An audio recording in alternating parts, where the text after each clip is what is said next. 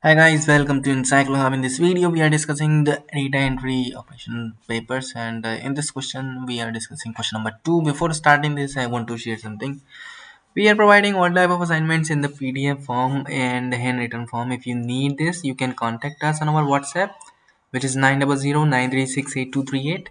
And for this, you can if you need tuitions for the courses, so you can contact also. We provide the home personal tuition for the online classes, and this is very easy to process. You can just message us on our WhatsApp.